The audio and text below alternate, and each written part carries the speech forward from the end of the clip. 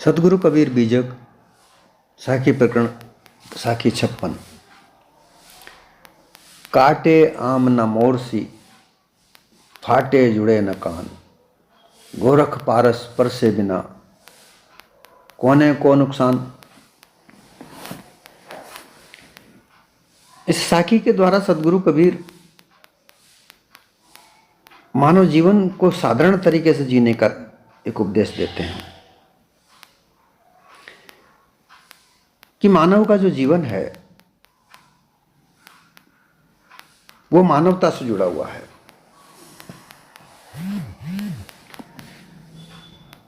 मानवता के जब तक गुण उस मानव में नहीं है तो मानव हो ही नहीं सकता।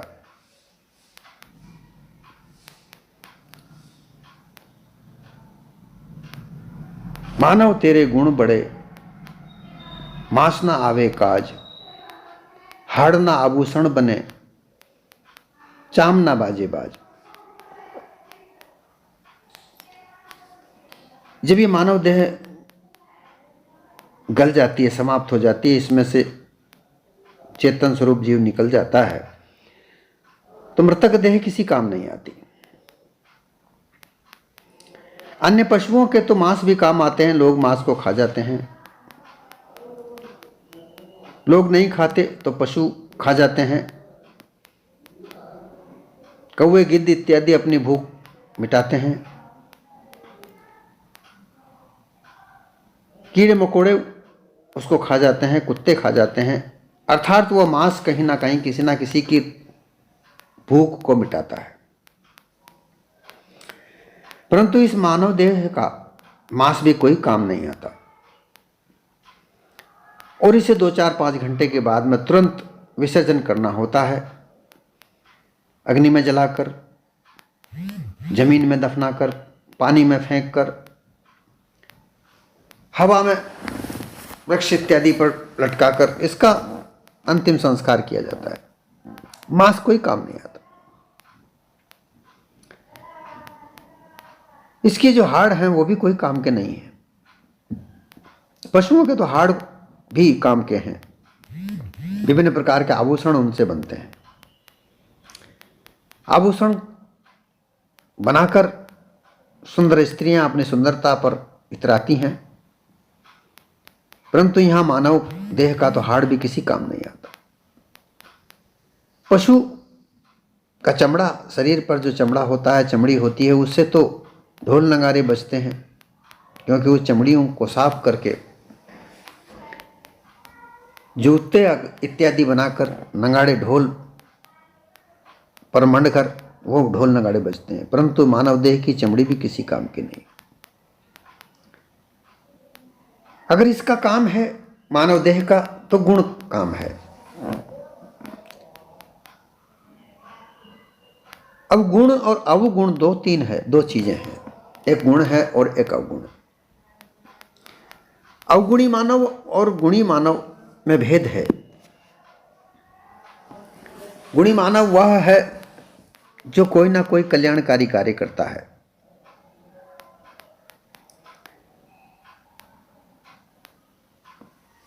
जैसे सबसे सरल काम एक मजदूर है जो अनपढ़ है, किसी विद्या को नहीं जानता, परंतु वह किसी कारीगर का सहायक बनकर इमारत बनाने में मदद कर सकता है, लकड़ी के फर्नीचर बनाने में मदद कर सकता है, किसी आकृति को बनाने में मदद कर सकता है।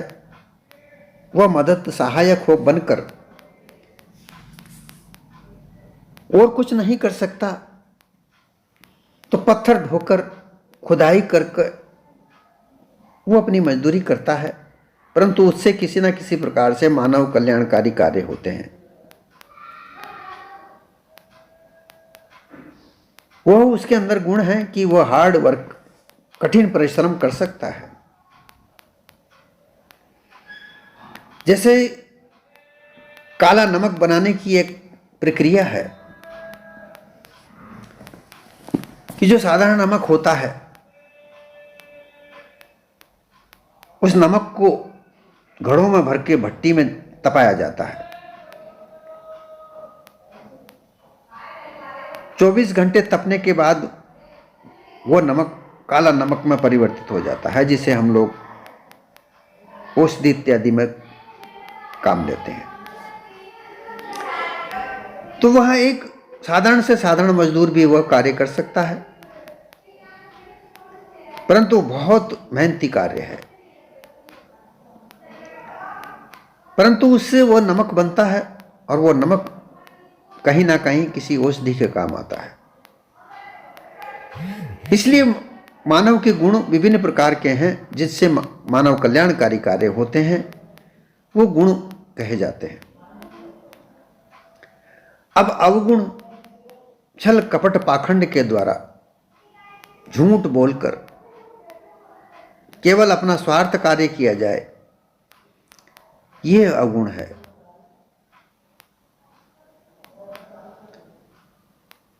देखिए, गुणी व्यक्ति, एक साधारण व्यक्ति मजदूरी करके दिन भर पैसा कमाता है। कह सकते हैं कि वह स्वार्थी कार्य है, क्योंकि वह अपने बच्चों का पालन पोषण करने के लिए वो मजदूरी करता है। परंतु अपने बच्चों को परिवार पालन पोषण करना भी एक परोपकारी कार्य है। परंतु छल कपट से रहित होकर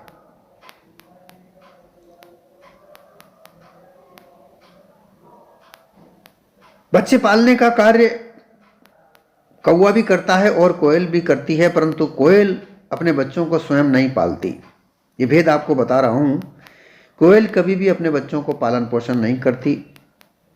वह अपने बच्चों को कौवे के घोंसले में रख देती है।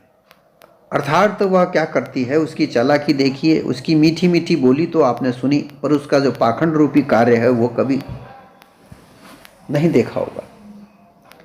संतों के अनुभव से ही प्राप्त हुआ है कि कोयल कौवे का घोंसला देखती है और कौवा जहां अंडा देता है उन अंडों को वो नीचे पटक देती है और वह स्वयं अपना अंडा वहां पर रख देती है, जिससे उससे बच्चे होते हैं।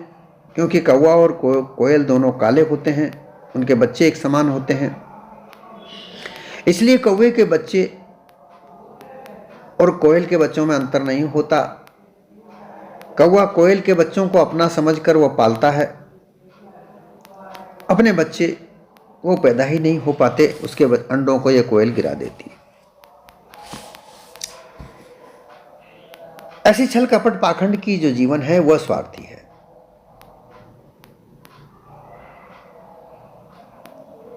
तो स्वार्थ के कार्य जो किए जाएं वो अवगुण है। परमार्थ के कार्य किसी भी तरीके के हो वो किए जाएं तो वह गुण है। और इन गुणों के बगैर ये मानव मानव नहीं, पशु होता है।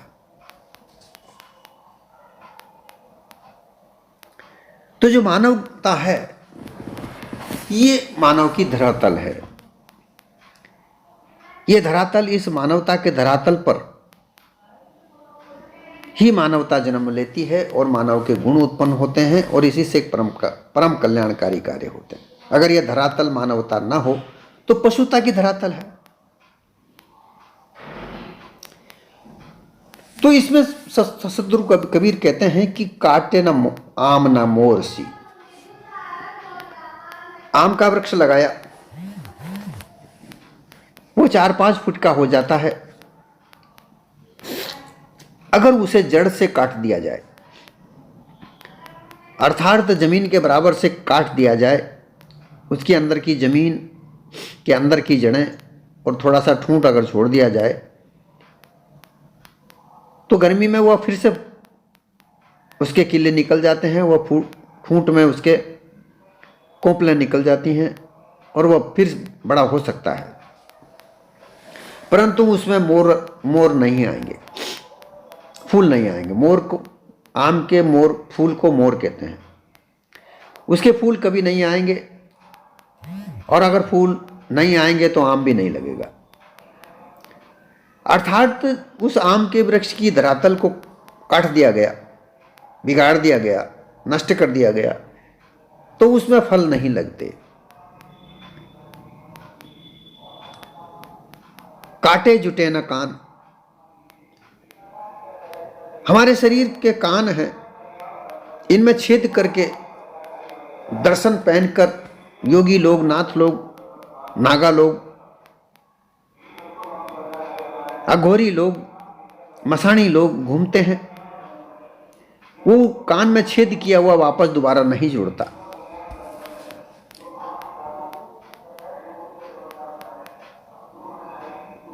तो मानवता की जो धरती है वो सांच की धरती है। वह मानवता की धरती सच पर रहती है, सच उसका आधार है। विचार से वह सींची जाती है, जल रूपी विचार है।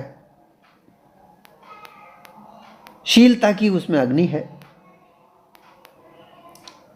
दया रूपी पवन है और धैर्य रूपी आकाश है। इससे ये मानवता पनपती है, ये मानवता की धरातल है। इसके आधार पर रहकर मानव मानवता के गुण को प्राप्त करता है और मानव कहलाता है। इसके विपरीत मानव पशु कहलाता है, वह पशु है, मानव नहीं होता।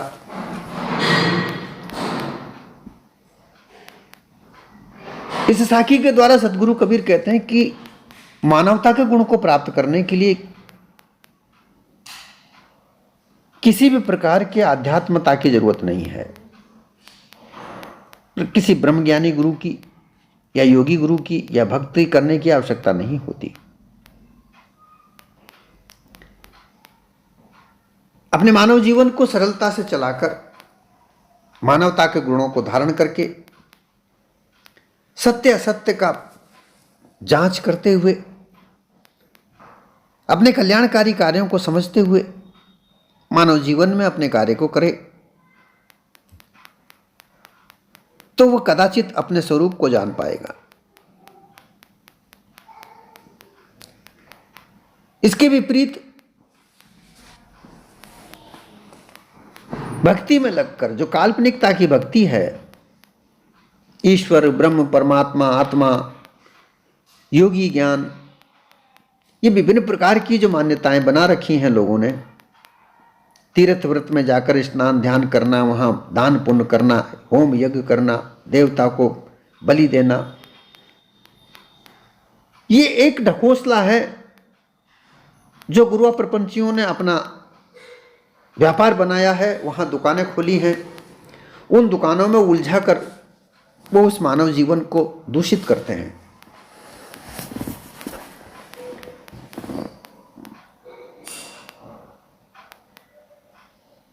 वो किसी का कान फाड़ते हैं, किसी के गल में कंठे डालते हैं,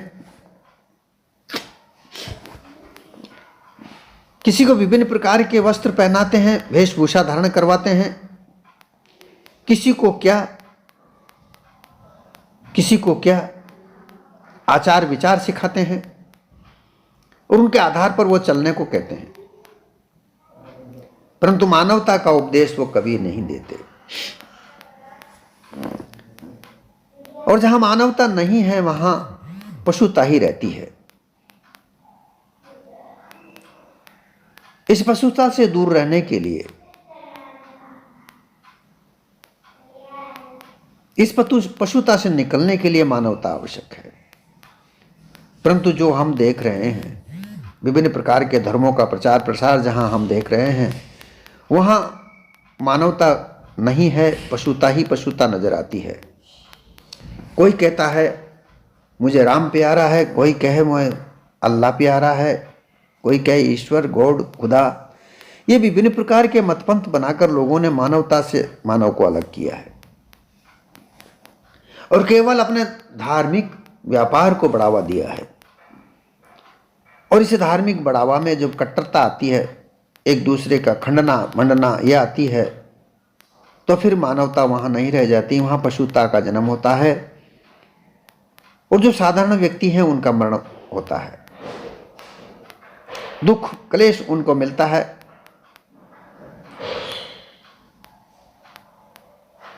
अब यहां यह सोचने की बात है कि यह दुख क्लेश केवल उन व्यापारियों की वजह से हो रहा है, क्योंकि वो लोगों को उकसाते हैं, ये धर्म ठीक नहीं है, इन लोगों को यहाँ से भगाया जाए, वो कहते हैं उन लोगों को वहाँ से भगाया जाए। आपस में जहर घोलकर एक दूसरे के प्रति आक्रोश जताते हुए, लोगों को भ्रमित करके वो एक दूसरे का मानवता से मानवता को दुश्मन करते हैं और अपनी रोटी सेकते हैं। ऐसा करके वो मानवता का नष्ट करते हैं।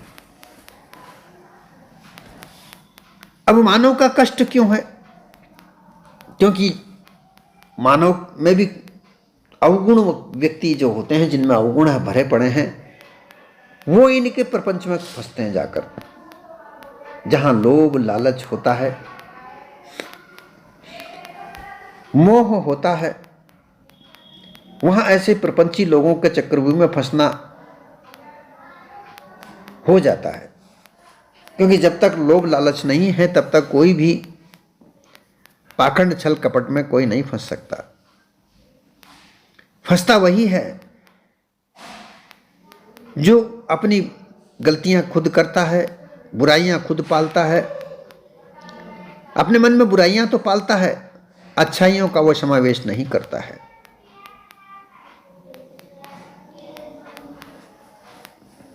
सदगुरु कबीर ने एक जगह कहा, एक शब्द बोला कि आदत बुरी सुधार लो बस हो गया भजन, मन की तरंग मार लो बस हो गया भजन। जो मानव देह में, जो मानव जीवन में जो आदतें, बुरी आदतें हैं, उनका निवारण तो कोई करता नहीं है और वो कष्ट उन आदतों से ही हो रहा है। उन आदतों की वजह से ही वो मानव कष्ट में है, दुख में है, परेशानियों में है, उसके कार्य बिगड़ते हैं। परंतु वो इनका विचार न करते हुए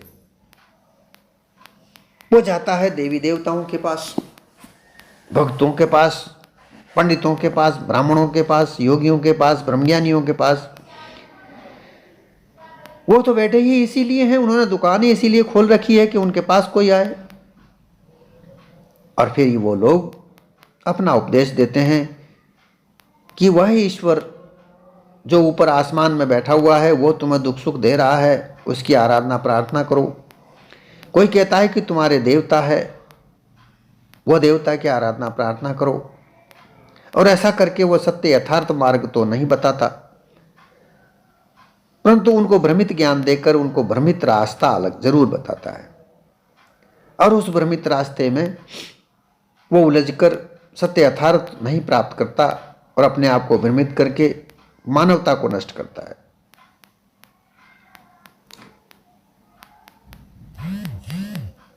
ये जो भूल होती है, ये जो लालच, लोभ, मोह, ये जो होता है, ये अज्ञानता के कारण होता है। अज्ञान और अज्ञान क्या है? वैसे तो ज्ञान जानकारी होती है और ये जानकारी विभिन्न प्रकार की होती है। कोई डॉक्टरी पढ़ता है तो डॉक्टर की जानकारी पढ़ता है, कोई वकील बनता है तो वकील कानून की जानकारी पढ़ता है, कोई रक्षक बनता है तो वो रक्षा करने की जानकारी पढ़ता है। इस प्रकार से विभिन्न प्रकार की कलाओं को सीखने के लिए कला की जानकारी सीखता है, वह भी ज्ञान है। परंतु वह एक जानकारी है। ज्ञान उसे कहा जाता है कि जो विवेक के द्वारा उसे जानकारी में से सत्य यथार्थ को समझा जाए और उस सत्य यथार्थ को समझकर मानवता के गुणों को विकसित किया जाए, मानवता के गुणों को धारण किया जाए, वह ज्ञान होता है। वह ज्ञान है तुम अपने आप को जान सको, वह ज्ञान है तुम असत्य को त्याग कर सको, असत्य को जान सको। वह ऐसा ज्ञान है जो सत्य और असत्य की परख सिखाता है। और यह परख ज्ञान ही सत्य यथार्थ ज्ञान है। अन्यथा काल्पनिक ज्ञान में ब्रह्म ज्ञान है, परमात्मा का ज्ञान है, आत्मा का ज्ञान है, देवता का ज्ञान है। अद्वैत ब्रह्म मानकर ब्रह्म ज्ञान जब सीखा जाता है तो उसमें अपने आप को अद्वैत ब्रह्म कहकर मानकर ब्रह्म धोखे में वे पड़े रहते हैं और फिर बाल पिशाच मूक उन्मत्त दशा भी धारण करते हैं। जैसे कर्म कांड है, यहां सरगुण ब्रह्म की उपासना की जाती है। 10 अवतारों को सरगुण ब्रह्म कहा है, सरगुण ब्रह्म अस्ति। यहां बाल अवस्था होती है, जैसे बालक अपने बच्चों अपने माता पिता से हमेशा मांगता रहता है, उसी तरीके से जो भक्त होता है देवी देवता का या सरगुण ब्रह्म का, वो अपने इष्ट से बच्चे की तरह मांगता रहता है। हर समय कुछ ना कुछ मांगता रहता है। धन चाहिए, स्त्री चाहिए, पुत्र चाहिए, पौत्र चाहिए, मान सम्मान यश चाहिए, ये बच्चे की तरह मांगता रहता है। फिर आगे बढ़ता है, अयम आत्मा ब्रह्म अस्ति। यहां उसकी स्थिति पिशाच जैसी हो जाती है, अर्थात वह बलि देने के लिए छोटे छोटे बच्चों की बलि भी दे सकता है। कई बार ऐसा हम देखते हैं, कई बच्चों की बलियां, यहाँ तक कि अपनी माता की बलि, अपने पिता की बलि, अपने भाई की बलि भी दे दी गई। ऐसे किस्से हमने सुने। ये उन्मत्त अवस्था है। फिर जब वो आगे बढ़ता है योग क्रिया के द्वारा, जब आगे बढ़ता है तो फिर वो उसको उन्मत्त दशा होती है, जहाँ वो विभिन्न प्रकार के स्वरूप को धारण करके, लंबी लंबी जटा बढ़ा करके, विभिन्न प्रकार के नशे करके, उन्मत्त होकर के विचरण करता है, लोगों को भयभीत करता है। फिर ब्रह्मज्ञानी की दशा, मूक दशा बताई है, वो बोलता नहीं है, वो बिल्कुल शांत हो जाता है। फिर उसके बाद में जड़ अवस्था बनती है। ये विज्ञान की अवस्था जड़ है, विज्ञानी की दशा जड़ बताई है। अब इन सबको धारण करने का श्रेय केवल मानवता से हीन हो जाना, मानवता के लिए कल्याणकारी कार्य कुछ नहीं करना, क्योंकि जो ब्रह्म ज्ञान है वो जीवन में कभी कहीं कोई काम नहीं आता। इससे जीवन कल्याणकारी कुछ नहीं हो सकता। केवल कल्पना में बंधे पड़े रहना, अपने आप को इन दशाओं में बंधे रखना, जैसे जीवन भर कोई कल्याणकारी कार्य नहीं हो सकता।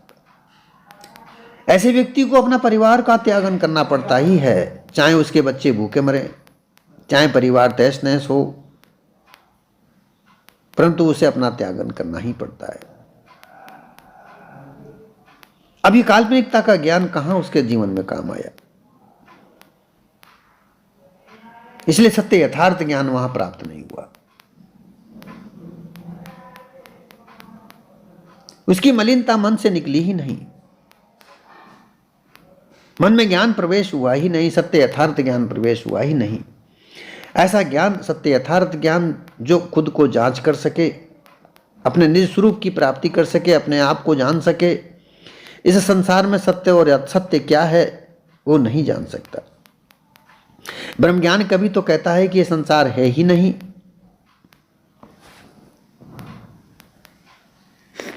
एको ब्रह्म द्वितीय नास्ति, ऐसा कहकर वो सारे संसार को नासत कहता है।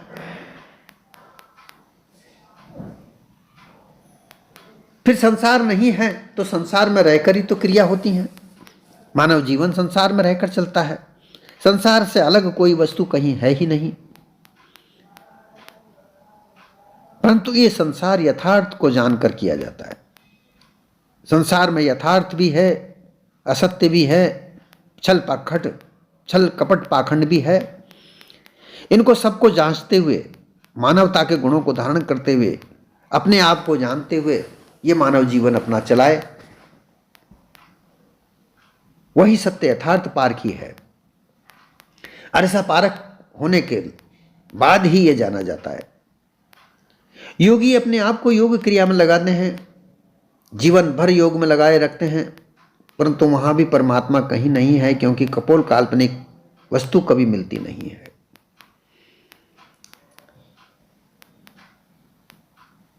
ईश्वर के कई कई रूप बताए, परंतु वो कहीं मिलता नहीं है। इसलिए सदगुरु कहते हैं कि गोरख पारस पर से बिन, होने को नुकसान। गोरखनाथ जी योग के बड़े योगी थे। उन्होंने हठ योग का दर्शन चलाया और सदगुरु कबीर के समय हठ योगियों का बड़ा बोलबाला था, क्यों ये सिद्धियां का प्रदर्शन करते थे और सदगुरु की कटाक्ष करने के लिए हठ योगी ही हुआ करते थे। उन्होंने गोरखनाथ का नाम लेते हुए कहा कि बिना पारक पर से उनका खुद का ही वो नुकसान भी किया, क्योंकि गोरख नाम का तो एक नाम है नाथ जी का, परंतु यहाँ हर व्यक्ति पर यह बात लागू होती है कि बिना पारख पर से, पारस पत्थर कोई है, उससे अगर पत्थर लोहा टच किया जाए, उससे मिलाया जाए तो कहते हैं वो सोना बन जाता है। इसी प्रकार से मानव जब तक पारख गुण को प्राप्त नहीं करे तब तक वो पारखी नहीं हो सकता, और जब तक वो पारखी नहीं हो सकता तो सत्य और असत्य का जांचक वो कैसे हो सकता है। और जांचक बने बिन ये मानवता सिद्ध नहीं होती, क्योंकि मानवता तो धरातल है। मानव जीवन की जो धरातल है वो मानवता है, और ये मानवता की धरातल सच के ऊपर है, यथार्थता के ऊपर है। इसलिए बिना पारस के सोना नहीं बनता। उसी प्रकार से पार की संतों के साथ सत्संग किए बिना परख नहीं मिलती, और जब तक परख नहीं मिलती तब तक सत्य और असत्य का जांचक नहीं हो सकता। और जब सत्य और असत्य का जांचक हो जाता है तब यह भेद जान लेता है कि इस जग में सत्य क्या है और असत्य क्या है। सत्य को जानकर उस पर अटल हो जाना, असत्य का त्याग कर देना, यही वैराग है। और अगर भक्ति करे तो अपने गुरु की करे। जो पार की संत है उनसे उनको पारख मिली, पारख परख मिली, उनकी भक्ति करे। और भक्ति क्या है? किसी मूर्ति के आगे अगरबत्ती जलाकर, दीपक जलाकर आरती चढ़ावा चढ़ाना ये नहीं है। द्वार पर संत आए, उनकी सेवा। उनकी सेवा क्या है? भूखों को भोजन करा देना, यथाशक्ति उनकी जैसी सेवा बन पड़े वैसी सेवा कर देना, यह उनकी भक्ति है। गुरु के वचन पर चलना उनकी भक्ति है। जो गुरु बताएं, जो सत्य यथार्थ ज्ञान जो दें, उनको इस जीवन में धारण करे, अपने आप को पारखी बनाए और इस संसार में सत्य और असत्य को परख करने की कला को जाने। ये कला मानव में अपने आप में होती है। बिना पार की संत के साथ सत्संग किए बिना भी उसके पास पारख होती है, परंतु वो पारख किन वस्तुओं को करता है, किसके आधार पर करता है? असत्यता के आधार पर करता है, अवगुणों के आधार पर करता है। इसलिए उसको सत्य यथार्थ ज्ञान प्राप्त नहीं हो पाता। वह ब्रह्म ज्ञानी हो जाता है, वह योगी हो जाता है, वह भक्त हो जाता है, जो कि महाकल्प काल्पनिकता अनुमान है, भास अध्यास है। इस भास अध्यास को त्याग कर सत्य यथार्थ ज्ञान तो तभी प्राप्त हो सकता है जब ज्ञान का मार्ग चुने, पार की संतों का मार्ग चुने, वो उन पर चलकर अपने आप को जाने कि वह क्या है, कहां से आया है और उसे कहां पे जाना है। पार की संतों के बोध स्वरूप वचनों को हृदय में धारण करे, उसके आधार पर ही इंद्रियों का कार्य क्या है, वह क्या कर रही हैं, ये जांचा जाता है, परखा जाता है। भोग वस्तु क्या है, क्या भोगना है, क्या नहीं भोगना, ये जांचा जाता है, परखा जाता है। खाद्य वस्तु क्या है, क्या खाना है, क्या नहीं खाना, ये जांचा जाता है। खाना पीना, उठना बैठना सोना, ये सब जांच परख कर करने से पारख बोध प्राप्त होता है, और इस पारख बोध से नुकसान नहीं होता। अपने आप का कल्याण होता है, जीवन का कल्याण होता है, मानवता का कल्याण होता है।